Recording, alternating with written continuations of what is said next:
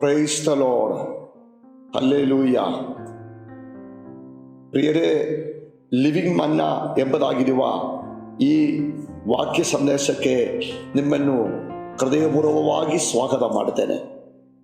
ಪ್ರಿಯರೇ, ಇವತ್ತು ಪವಿತ್ರ ಆತ್ಮನಿಗೆ ನಮ್ಮೊಡನೆ ಮಾತನಾಡಕ್ಕಿರುವ ದೇವರ ಸಂದೇಶವೇನೆಂದರೆ, ಯೆಶಾಯ ಪ್ರವಾದಿಗಳ ಗ್ರಂಥವು 54ನೇ ಅಧಿಕಾರ 10ನೇ ವಾಕ್ಯದಲ್ಲಿ ದೇವರಾತ್ಮನು ಈ ಪ್ರಕಾರವಾಗಿ ಹೇಳುತ್ತಾ ಇದ್ದಾರೆ. ಬೆಟ್ಟಗಳು ಕದಲಿ ಹೋದರು, ಗುಡ್ಡಗಳು ನೀಗಿ ಹೋದರು, ನನ್ನ ಕರುಣೆಯು ನಿನ್ನನ್ನು ಬಿಟ್ಟು ಹೋಗಾದು. ನನ್ನ ಸಮಾಧಾನದ ಉಡಂಬಡಿ ನಿನ್ನಿಂದ ನೀಗಿ ಹೋಗುವುದು ಇಲ್ಲ.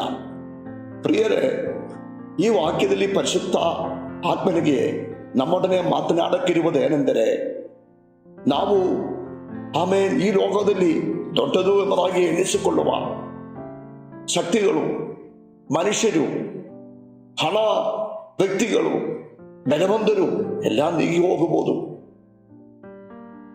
ಅದೆಲ್ಲ ನೀಗುವುದಿಲ್ಲ ಎಂಬುದಾಗಿ ನಾವು ಅನಿಸುವ ಬೆಟ್ಟಗಳಿದೆಯಲ್ಲ, ಗುಡ್ಡಗಳಿದೆಯಲ್ಲ, ಅವುಗಳು ಆ ಸ್ಥಳವನ್ನು ಬಿಟ್ಟು ನಾವು ಚಿಂತೆ ಮಾಡಾದೆ ನೀಗಿ ಹೋಗಬಹುದು, ನೀಗಿ ಹೋಗುತ್ತದೆ.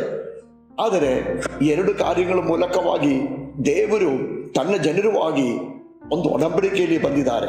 ಒಂದು, ದೇವರ ದಯೆಯು ಕಣ್ಣೀಗರವು ನಮ್ಮನ್ನು ಬಿಟ್ಟು ನೀಗಿ ಹೋಗುವುದಿಲ್ಲ. ಕೀರ್ತನೆಗಳಲ್ಲಿ ಈ ರೀತಿಯಲ್ಲಿ ಬರೆದಿದ್ದಾರೆ, ಆಕಾಶವು ಭೂಮಿಯ ಮೇಲೆ ಎಷ್ಟು ಎತ್ತರದಲ್ಲಿ ಇದ್ದಾರೋ ಅಷ್ಟು ಎತ್ತರದಲ್ಲಿ ಇದ್ದಾರೆ, ಅಷ್ಟು ಎತ್ತರದಲ್ಲಿ ಇದೆ ದೇವರ ದಯೆಯು ನಮ್ಮ ಮೇಲೆ. ಇನ್ನೊಂದು ವಾಕ್ಯದಲ್ಲಿ ಆಮೇನ್ ವಿಮೋಚನ ಕಾಂಡದಲ್ಲಿ ದೇವರು ಒಂದು ಒಡಂಬಡಿಕೆ, 1000 ತಲೆಮಾರವರೆಗೂ ನನ್ನ ಕಟ್ಟಡಗಳನ್ನು ಹಿಂಬಾಲಿಸುವರ ಆಮೇನ್ ಕುಟುಂಬದಲ್ಲಿ ನನ್ನ ದಯೆಯು ಕರುಣೆಯು ಇರುತ್ತದೆ ಎಂಬುದಾಗಿ. ಪ್ರಿಯರೇ, ದೇವರ ದಯೆಯ ಎಷ್ಟು ದೊಡ್ಡದಾಗಿದೆ, ಭೂಮಿ ಆಕಾಶದ ಮೇಲೆ ಎಷ್ಟು ದೊಡ್ಡದಾಗಿದೆ ಅಷ್ಟು ದೊಡ್ಡದಾಗಿದೆ ದೇವರ ದಯೆಯು. ದೇವರ ದಯೆಯು ಎಷ್ಟು ಕಾಲಕ್ಕೆ ಇರ್ತಾರೆ, 1000 ತಲೆಮಾರವರೆಗೆ ಇರ್ತಾರೆ. ಆದ್ದರಿಂದ ನೋಡಿ, ನಮ್ಮ ಜೀವನದಲ್ಲಿ ಎಷ್ಟು ದೊಡ್ಡದಾದ ಬಿರುಗಾಳಿಗಳು, ಎಷ್ಟು ದೊಡ್ಡದಾದ ಕಷ್ಟಗಳು, ಆಮೇಲೆ ತೊಂದರೆಗಳು ಎಲ್ಲ ಬರುವಾಗ ಎರಡು ವಿಷಯಗಳು ನೀವು ಮರೆಯಬಾರದು. ಮನುಷ್ಯರು ಯಾರು ನಿಮ್ಮ ಹತ್ರ ಕನಿಕರ ಪಡಾದೆ, ಆಮೇಲೆ ನಿಮ್ಮ ಮೇಲೆ ದೂರ ಹೇಳಿ ನಿಮ್ಮನ್ನು ತಳ್ಳಿಬಿಟ್ಟು ಆಮೇಲೆ ಕರುಣೆ ಇಲ್ವಾ, ದಯೆ ಇಲ್ವಾ, ಸ್ವಲ್ಪ ಸಮಾಧಾನ ಎಲ್ಲಿಂದ ಸಿಕ್ಕುತ್ತದೆ, ಈ ರೀತಿಯಲ್ಲಿ ನೀವು ಚಿಂತೆ ಮಾಡಿಕೊಂಡು ಇರಬಹುದು.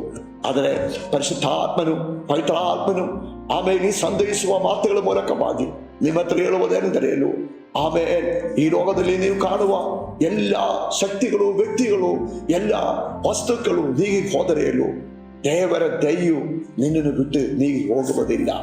ದೇವರ ದಯೆಯು ನೀವು ಕಾಣುವೆ, ಅದು ನಿಮ್ಮನ್ನು ಬಿಟ್ಟು ನೀಗಿ ಹೋಗುವುದಿಲ್ಲ. ಅದನ್ನಲ್ಲಿ ನೀವು ನಂಬಬೇಕು.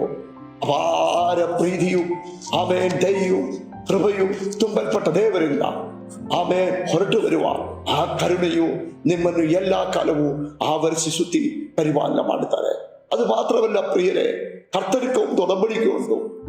ಆಮೇಲೆ ಈ ಲೋಕದೆಲ್ಲ ಒಡಂಬಡಿಕೆಗಳು ಉಲ್ಲಂಘಿಸಲ್ಪಡುವಾಗ ದೇವರ ಒಡಂಬಡಿಕೆ ಅಂದರೆ, ನಿನ್ನ ಸಮಾಧಾನವನ್ನು ತೆಗೆದುಹಾಕಿ ಬಿಡಕ್ಕೆ ನಾನು ಬಿಡುವುದಿಲ್ಲ. ಹೌದು, ಸುತ್ತಮುತ್ತಲೂ ಬಿರುಗಾಳಿಗಳು ಹೊಡೆದು ಆಮೇಲೆ ಭೂಮಿ ಅಲ್ಲೋಲ ಕಲ್ಲೋಲ ಆಡಿ ಆಮೇಲೆ ಮನುಷ್ಯರೆಲ್ಲ ಆಮೇಲೆ ಬಿಟ್ಟು ಹೋದರೇನು, ಯುದ್ಧ ಸಮಾನ ವಿಷಯಗಳು ಬಂದರೇನು, ಆಮೇಲೆ ದೇವರು ನಮ್ಮ ಹೃದಯದ ಒಳಗಡೆ ಇಟ್ಟಿರುವ ನಿತ್ಯ ಸಮಾಧಾನವು ಅದು ನೀಗಿ ಹೋಗುವುದಿಲ್ಲ ಪ್ರಿಯರೇ. ಅದರಿಂದ ಎರಡು ಮಾತುಗಳು ದೇವರು ನಮಗೆ ಪ್ರಾಮಿಸ್ ಆಗಿ ಕೊಡ್ತಾ ಇದ್ದಾರೆ. ಒಂದು ದಯೆಯು, ಎರಡು ಸಮಾಧಾನವು. ಇದು ನಿಮ್ಮ ಜೀವನದಲ್ಲಿ ಆಮೇಲೆ ದೇವರು ಕೊಟ್ಟ ಮೇಲೆ ಈ ಭೂಮಿಯಲ್ಲಿ ಆಮೇಲೆ ನೀವು ಒಂಟಿಯಲ್ಲ, ಒಬ್ಬಟ್ಟಿಗನಲ್ಲ, ಆಮೇಲೆ ನೀವು ತಳ್ಳಲ್ಪಟ್ಟವನಲ್ಲ. ನಿನಗೂ ದೇವರ ದಯೆಯು ಸಮಾಧಾನವು ಶಾಶ್ವತವಾಗಿ ನಿಮ್ಮ ಸಂಗಡವಿರುತ್ತಾರೆ. ಈ ವಾಕ್ಯಗಳ ಮೂಲಕವಾಗಿ ಪರಿಶುದ್ಧಾತ್ಮನು ನಿಮ್ಮೊಬ್ಬೊಬ್ಬರನ್ನು ಆಶೀರ್ವಾದ ಮಾಡಲಿ.